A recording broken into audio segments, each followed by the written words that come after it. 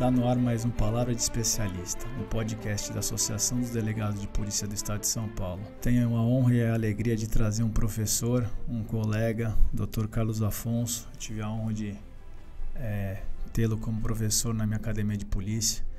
Doutor, dá um oi aí para os nossos telespectadores aí. Bom, muito obrigado pelo convite, Lacórdia. Cumprimento aí também toda a audiência aqui da nossa Associação dos Delegados de Polícia do Estado de São Paulo. Prazer, uma honra estar aqui também, dividindo esse bate-papo contigo. Bom, eu vou falar rapidamente o currículo do Dr. Carlos Afonso. O Dr. Carlos Afonso iniciou a carreira na Polícia Civil em 1984 como escrivão de polícia. É policial civil há 38 anos, sendo 32 como delegado de polícia. Professor da nossa querida Cadepol há 29 anos. Atualmente é delegado divisionário da Divisão de Crimes Cibernéticos, o DC Cyber, né, uma divisão que faz parte do DEIC, né, do Departamento Estadual de Investigações Criminais. Mas eu gostaria muito de falar antes, doutor, do seu trabalho na DIP. A DIP é uma divisão dentro do DENARC, né, que é o departamento que combate os crimes de tráfico de droga aqui em São Paulo. Queria fazer um balanço aí das realizações dessa divisão, que é muito importante, né? Até para o nosso público conhecer também. É uma divisão extremamente importante e que o convite veio pelo Dr. Léo, né? Dr. Genésio Léo, veio um convite já atrelado a projetos, né? Então, a demanda que nos foi passada na Divisão de Prevenção e Educação era, num primeiro momento, continuar com as palestras e cursos que a divisão estava promovendo, e em razão da pandemia tinha parado tudo, então a gente tinha que transmitir essas palestras e cursos pela internet. Essa era a primeira demanda. A segunda demanda era a criação de um site onde a divisão pudesse estabelecer aí uma comunicação com os usuários do sistema de prevenção de uma forma geral. Também, como uma demanda acessória, estaria aí a reforma do nosso caminhão.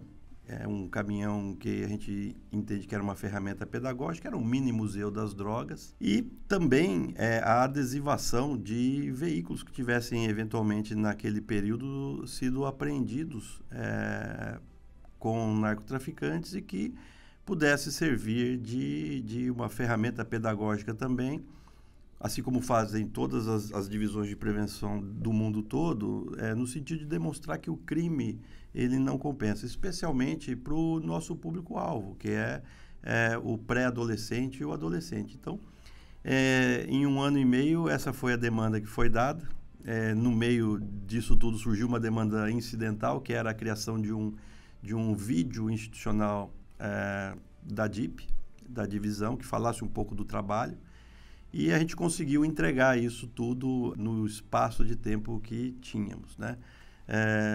Não concluímos, para não dizer que foi 100% a missão foi cumprida, mas nós mantivemos o nosso caminhãozinho rodando, embora fizemos o projeto e ele estava em início de conclusão, por assim dizer. Mas foi um trabalho muito gratificante e é muito interessante a gente perceber que a gente vai passando o tempo dentro da polícia e a gente mesmo não conhece a polícia, né? E a gente fica bom naquilo que a gente está fazendo o dia que a gente vai embora. E isso é uma tendência. E quando a gente aceita isso de uma maneira natural, é mais fácil a gente tocar a carreira da gente, né? Trabalhar com prevenção foi muito gratificante, né? Interessante, né, doutor? Esse trabalho de prevenção é muito importante. Aí eu conhecia a divisão, né, por conta do Tiago também, filho do nosso querido Dr. Magno, e eu já sabia do trabalho. É muito importante mesmo ter essa divisão dentro do DENARC. Doutor, vamos falar atualmente aí da divisão de crimes cibernéticos, né, a sua atual atribuição, que foi criada em janeiro de 2021, é uma divisão recente, né, dentro do DEIC, ligada ao DEIC. Qual a importância, né? A gente aqui está num ambiente digital aqui, a gente vai passar nas redes, né, no YouTube, no Spotify. Qual que é a importância de ter essa área especializada nesse tipo de crime na Polícia Civil? Eu acredito que nos próximos 2 a 5 anos, o trabalho que hoje a divisão faz vai ser o trabalho de frente de toda e qualquer unidade de polícia judiciária. Por quê? Porque nós, em razão até da própria pandemia, nós migramos para o ambiente virtual de uma maneira muito rápida, os criminosos também. Eles já perceberam que o risco de praticar um assalto à mão armado, comparado aí com o provável retorno desse crime que ele pode ter, é muito mais arriscado e menos vantajoso do que tentar aplicar golpes. Nós estamos diante de sociedades, isso aqui não é limitado única e exclusivamente à sociedade brasileira, mas no mundo todo, em que as pessoas cada vez mais elas acreditam naquilo que é colocado para elas num determinado momento, né? E o grande exemplo está aí, né?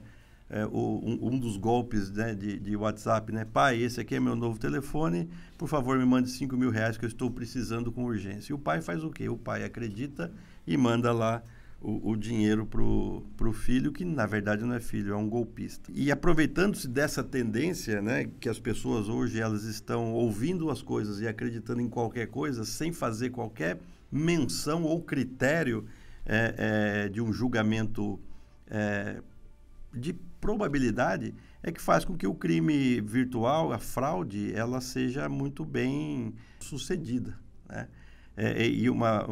Eu falava um dia desses para um grupo de colegas, né? Olha só, como a gente não pensa, né? O cidadão vai no supermercado e compra lá o sal do Himalaia, né? Então, o sal do Himalaia, a história do sal do Himalaia é fantástica. Por quê? Porque aquele sal, para se formar naquela altitude, demorou 200 milhões de anos, né? E a pessoa vai até o supermercado e ela compra o que ela pensa ser o tal do sal do Himalaia, e ele vem com prazo de validade de 90 dias. E a pessoa acredita, né? Então, essa é a nossa sociedade, né? A sociedade brasileira, europeia, norte-americana, que acredita naquilo que está passando. Então, saber investigar nessa área é uma expertise que a Polícia Civil de São Paulo, através do DEIC, ela está muito avançada nisso. É a única divisão que tem no Brasil todo. A gente conhece aí quase todas as unidades da federação, já trabalhamos com todas. Que geralmente tem uma delegacia ou uma equipe que trabalha aí com o crime virtual. E nós somos uma divisão com 4 delegacias, 80 policiais, né, 10 delegados de polícia. Então, é um trabalho que está sendo feito, muito bem feito, com uma rotatividade de operações que chega a assustar. Nós fazemos, em média, 15 operações por mês. E a gente só considera operação aquela que tem mais de 5 alvos, né? Então, trabalhamos em conjunto com outras agências de inteligência e de segurança, tanto do Brasil quanto do exterior. Recebemos muita demanda e muitos convites também para participar de cursos, treinamentos, capacitações. E criamos um network, um verdadeiro network, e isso não é obra minha, né? É bom que se dê o nome aos bois aí. O grande idealizador, o Dr. Gaetano, que hoje está lá em Santos, ele fez um trabalho de construção de equipe e de montagem de estrutura da divisão que dificilmente alguém vai conseguir avançar na reestruturação dessa divisão, e proporcionou também a capacitação de todos os policiais que lá estão. Então, eu sou um herdeiro, né, praticamente de um trabalho que foi feito pelos meus colegas que lá estão, pelo Dr. Gaetano, que idealizou, Dr. Rui, que teve aí o grande aporte, que acreditou nesse projeto e fez tudo isso aí nascer. E hoje o trabalho que vem sendo feito é esse tipo de trabalho, né? Com efetividade. Dificilmente algum indiciamento que a gente faz lá, ele não resulta ou no oferecimento de denúncia, ou numa condenação, ou num acordo de não persecução penal com indenização de vítimas, né? E essa investigação é a investigação do futuro. Como que é o dia a dia ali da divisão de crimes cibernéticos, né? Acho que o pessoal quer saber, não só, nosso público não é só de policiais, mas até um público leigo. Como que é o dia a dia, a atuação ali dessa divisão? Que estou vendo que está bastante avançada aí. A gente fala que assim, os criminosos eles podem até sofisticar, né? Se elaborar, se modernizar nas práticas, mas pode ter certeza que a Polícia Civil está em cima. Olha, o dia a dia ele é sempre uma grande novidade, né, para quem trabalha lá, né? Para quem não gosta de monotonia, é o local ideal para se trabalhar dentro da polícia. Por quê? Porque nós temos a maioria dos delitos que transitam ali são patrimoniais, né? Mas eles estão revestidos, por assim dizer, de uma aura de legalidade, de bons negócios e de bons relacionamentos que, de fato, são capazes de causar esse impacto e esse dano, né? É uma divisão diferente, por quê? Porque ela tem um plantão que funciona ali, né, dentro do próprio Palácio da Polícia. Nós estamos ali no Palácio, no 16º andar. Então, a gente atende ao público. Não são todas as ocorrências que nascem, que são registradas ali, que são apuradas pela divisão. A divisão, o decreto de criação, ele é muito claro e específico quando ele aponta que nós devemos trabalhar ali com delitos de alta tecnologia e que envolvam organizações criminosas. E, às vezes, a pessoa tem lá seu aparelho clonado ou cai num golpe que refoge ali ao atendimento da divisão, mas nós damos o primeiro atendimento, fazemos ali o contato com eventual rede social ou instituição financeira, indicamos os caminhos, né, e fazemos as explicações de prevenção também. E, a partir daí, né, ocorrência registrada, ou então a gente recebe uma solicitação de apoio, a gente começa a desenvolver os nossos trabalhos. É uma especializada, né? E a grande vantagem de uma unidade especializada é poder, de fato, trabalhar naqueles casos que tem uma repercussão grande. Embora as 4 delegacias tenham aí as suas competências circunscricionais, né? Fraude contra a instituição financeira, e-commerce, redes e lavagem de dinheiro, esses criminosos e esses crimes, eles se conectam muito. E é em razão disso que a gente acaba por fazer muitas operações e operações em conjunto, tanto entre as delegacias, mas também contando aí com polícias civis de outros estados. E, então, o dia a dia nosso, ele vai por aí. Deixa eu te perguntar uma coisa, sei que o senhor é professor também, só para também esclarecer um pouco nossos telespectadores. Quais são as classificações, modalidades dos crimes cibernéticos aí que a gente tem notícia hoje?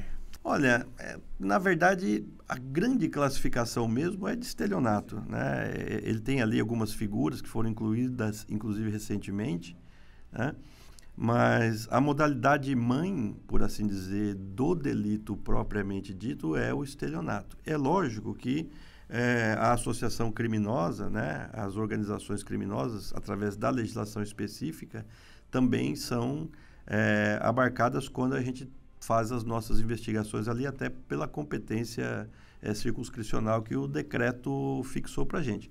Mas, no mais das vezes, é o estelionato. E a gente tem uma visibilidade de que esse delito, às vezes, ele se transborda numa extorsão e pode até chegar numa extorsão mediante sequestro, que é o caso do cidadão ou da cidadã que está se relacionando com um perfil, né, de uma rede de relacionamento, e ela acredita que aquele perfil é mesmo real, e a partir daí muitas coisas podem acontecer, desde a troca de fotos íntimas, em que depois a pessoa acaba por praticar a extorsão, né, exigindo dinheiro para não divulgar aquelas fotos, ou até mesmo com a marcação de um encontro pessoal em que a vítima vai acreditando que vai encontrar aquela pessoa, né, que assim como o sal do Himalaia de 200 milhões de anos, né, não teria prazo de validade,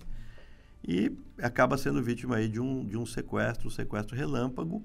A gente tem essa visibilidade dessas figuras típicas como figuras centrais ali de investigação da nossa divisão. Você está percebendo essa migração da criminalidade física, né, para esse meio digital? Ah, sim, muito, é muito. Programa de policiais, então podemos falar policialescamente falando, né? O dia amanhece, né? Então o criminoso ele pega lá o seu revólver e ele vai praticar um crime. Se ele for parar num semáforo, ele vai ter que praticar um roubo ou dois, ele vai ter que correr porque a polícia está ali circulando, né? Está patrulhando aquela região, aquela área. Ele pode ser preso e se ele for preso com uma arma, eu tenho 2 ou 3 legislações que tutelam a vida do cidadão ali, em que esse criminoso vai ser envolvido. Ele pode se envolver numa troca de tiros, ele pode acertar alguém e pode acabar preso por vários anos a partir de um dia de roubo mal sucedido. O criminoso digital, por sua vez, é que acaba sendo um criminoso de mais curta duração do que o criminoso à mão armada, e eu explico por quê. Ele está no conforto da sua casa, com a sua tutela constitucional garantida, ele obteve uma lista de e-mails ou de telefones e ele começa a mandar pedidos de dinheiro para todo mundo, né? Dificilmente passa o dia em que alguém que está nos ouvindo, está nos assistindo, aí não receba um convite a um depósito, né? E isso vai de todas as formas, hein? Não é só a questão da violência que a gente está falando aqui, não. É aquela pessoa que pega uma fotografia de uma criança que está toda maltratada e fala, olha, vamos ajudar esta criança, né? Faça um Pix aqui, deposite qualquer valor, né? E aí tem 2 ou 3 depósitos que já a pessoa, fulano já depositou R$100, R$200, R$30, R$5, e a pessoa, ela acaba fazendo o quê? Ela acaba contribuindo com alguém que ela não conhece e que no mais das vezes nem existe. Essa é uma face, né, do criminoso, por assim dizer. Então, quando a gente olha o índice de criminalidade e violência, a gente vê que a violência, de fato, ela está diminuindo e a criminalidade, ela não está diminuindo na mesma proporção porque está havendo essa migração, né, do crime físico para o crime virtual. E eu falei que o criminoso ele tem uma curta duração, por quê? Porque há uma mítica no meio criminal, né, das pessoas que estão praticando crimes, que se ele não atingir determinados valores, o crime não é rastreável, o depósito não é rastreável. Se ele estiver dentro de uma VPN caseira, ninguém consegue enxergar ele, né? E o que acontece? Acontece que, de vez em quando, os policiais civis da DC Cyber amanhecem na cozinha dessas pessoas, né? E, não raras vezes, o cara fala, como é que vocês me acharam, né? É lógico que eu não vou contar aqui como é que a gente acha, mas eu diria que é mais simples do que se investigar um crime no meio físico, né? Hoje, tendo em vista aí a proliferação de câmeras, sistemas de segurança, né? Quando alguém sofre um crime patrimonial, por exemplo, numa via pública, né, os nossos investigadores eles conseguem ir lá, pega a câmera de um lugar, de outro, né, vai montando o roteiro e consegue ver de onde esse cara saiu, para onde esse cara foi, tem lá um fragmento de placa, tem um EIFES, tem um EIBES, então você consegue fazer uma investigação que no mundo virtual, se eu faço isso aqui em 30 dias, isso aqui eu consigo fazer em 10, 15 no meio virtual. E uma coisa muito importante e que tem dado bastante resultado para nós, o Poder Judiciário ele tem entendido as demandas e a velocidade das demandas dos crimes cibernéticos, né? O que tem feito com que, raras vezes, os inquéritos que tramitam pela nossa divisão recebam lá um pedido de arquivamento do Ministério Público ou uma sentença de absolvição pura e simples, né? O trabalho que é feito, ele tem uma efetividade muito positiva. Doutor, em termos de legislação, como é que o Brasil avançou? A gente vê um avanço aí das instituições, a Polícia Civil com a criação do DC Cyber. A polícia tem instrumentalizado muito, né? Tem se aparelhado bastante. Tecnologicamente, a gente tem visto isso nos últimos anos, mas e a legislação? Olha, a gente já teve pior. A gente já teve muito aquém, né, em termos de legislação, e hoje a gente percebe que o Marco Civil da Internet e a própria Lei do Sigilo, ela empresta para o delegado de polícia a possibilidade dele fazer o quê? Dele encaminhar uma requisição de preservação de informação para essas instituições e depois de remessa dessas informações através de uma determinação judicial. Portanto, o bom policial, o bom delegado de polícia, ele precisa trabalhar com a legislação que existe, né? E com uma característica do nosso país, né? A legislação, embora a Constituição já autorize aí os estados a legislarem sobre direito penal e processo penal, mas dependeria de uma lei complementar nesse sentido, a legislação é única para o país todo. E se nós estamos vendo, né, algumas polícias judiciárias do nosso país tendo êxito e fazendo investigações de fôlego com a legislação que está aí, não é um problema de falta de legislação. Na verdade, a legislação é uma ferramenta, por isso somos operadores do direito. A gente pega aquela ferramenta que entende mais adequada, aquele caso concreto, e vamos pedir, né? Nós temos visto, e até em razão desse network que a nossa divisão tem, que em conversa com algumas instituições financeiras, nós conseguimos acalmar, por assim dizer, os departamentos jurídicos no que se refere ao compliance, por exemplo, né? Porque, afinal de contas, vamos lá, o sistema financeiro, ele não é um parceiro da polícia, né? O sistema financeiro, ele é parceiro do seu cliente. O problema é quando esse cliente de uma instituição financeira se transborda no criminoso. Aí ele passa a ser meu cliente e cliente do banco, né? E todos nós temos que obedecer às regras. O banco às regras de compliance e eu às regras do processo penal. Mas algumas modificações estão sendo introduzidas de práticas do sistema financeiro. Então, esse caminho é um caminho sem volta e irreversível. E a Polícia Civil de São Paulo está nele. É isso que eu venho falando, né? Hoje em dia, os meios tecnológicos, aí a gente vê um avanço, principalmente nas últimas décadas aí, nos últimos 5 anos, então, a velocidade tecnológica foi brutal, junto com também o avanço dos instrumentos de investigação que a Polícia Civil tem. Nós estamos atentos a qualquer criminalidade aí, no meio virtual principalmente, né? E aí a divisão DC Cyber está aqui para comprovar, né? Temos excelentes profissionais, né? Fora o doutor Carlos Afonso na área, né? Que dão aula, que dão palestra. Bom, doutor, eu queria deixar aqui que o senhor falasse as considerações finais. O programa é rápido, né? A gente começa a embalar e aí o que o senhor falou, no final que a gente está legal, tem que acabar. Mas deixar suas considerações, foi uma honra, um prazer. O doutor Carlos Afonso foi meu professor na Academia de Polícia, eu tenho um carinho especial por ele, é um excelente delegado de polícia, um excelente profissional, competentíssimo em todas as divisões que passou. Doutor, por favor. Para encerrar falando aí um pouco da divisão, da temática e do que a gente faz, né? Uma coisa muito bacana de se ver é que onde a divisão tem buscado apoio, ela tem encontrado sempre portas abertas, né? Tanto do setor privado, o próprio setor público. Tivemos recentemente em busca de bancos de dados na própria Subsecretaria de Inovação do Governo do Estado de São Paulo, a própria Corregedoria, né, Geral do Estado, e que nos abriu portas também. Encontramos um apoio muito grande na nossa própria Academia de Polícia. O Dr. Pedro criou recentemente um grupo de trabalho que se debruça exatamente na criação de metodologia para ensinarmos para os nossos futuros policiais. Estamos aí com uma grande quantidade de policiais ingressando aí nas nossas fileiras. E eu acredito que nós, em breve, estaremos ladeando aí as grandes agências de investigação cibernética. E a população precisa, além de acreditar no saldo Himalaia, que vence em 60 dias, também acreditar na sua polícia, né?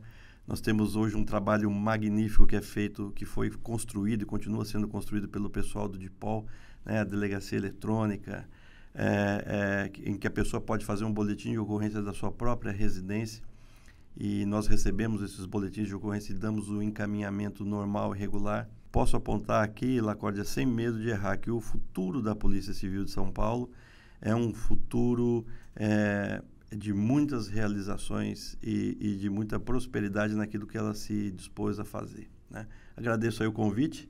Se convidar de novo, eu venho, né? Agradeço aí a audiência e estamos à disposição lá pelo DEIC, pela DC Cyber.